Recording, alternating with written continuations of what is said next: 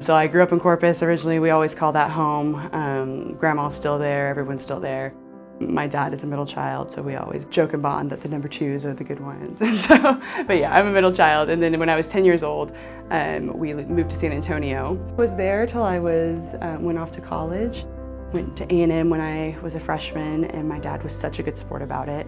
But you could tell it hurt his heart, but he was so sweet to where he came and visited me, and he would deck himself out in all the A&M gear. So when I told him that I got into UT to transfer, he was ecstatic. It was like, you know, he put on the right face, but as soon as I got into UT, he was the happiest man out there. My husband and I are both equal sports addicts. We like the exact same sports. It is obvious what's going on the TV. It's obvious where we will be if there is a major sporting event we can be at. You know, we are very much sports people, and that is our number one thing. When we're in Austin, we love trying all the new restaurants. We walk on the trail all the time. I mean, we just love living in the city. Chunk is like the center of our world, and Alex is my husband Alex. It was his dog when I met him, and he was a 1-year-old puppy. And when life allows it, we also really love to travel. So we spend a lot of time doing that, and the majority of our free time, when able, is spent traveling. When I was 3 years old, I just adored my dad. I would go watch him at the courthouse. I would carry his briefcase. He would take out his laptop so it wasn't too heavy, and I would tell everybody, I want to be a lawyer just like my dad. As I got older, it started becoming very uncool to me to be what my dad is. I was like, I will not be one of those kids that goes and does what their dad does. So it was definitely a roundabout process, but I'm exactly where I said I would not be, but it's exactly where 3-year-old me would have wanted me to be. So I did undergrad here at UT, and then I thought I was waving goodbye, saying, oh, it was a great time, and I tried to play a game like I might go somewhere else, but as soon as I got into UT, it was immediately I knew I wanted to stay here. So I went to law school here as well. I struggled my first semester a little bit, was kind of getting my mojo during second semester, and then COVID happened, so that was a very unique experience, but in a weird way, it was very good for me.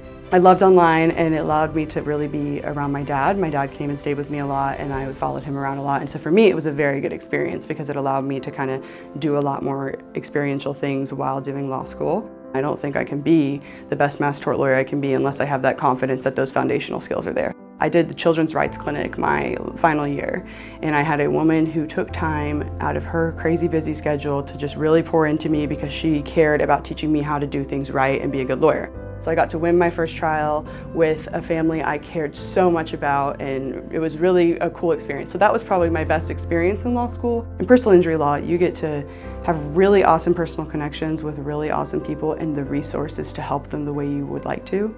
You think about, you know, everybody has the highs and lows of their own life, and you think about your worst day and who's there for you and all this. And I'm so lucky that I've had people like my dad, people like my family. On my worst day, I have that kind of support, but you learn to realize a lot of people don't, and they don't have the resources, the knowledge. Most people didn't grow up in a family of lawyers equipped to help them whenever things go wrong.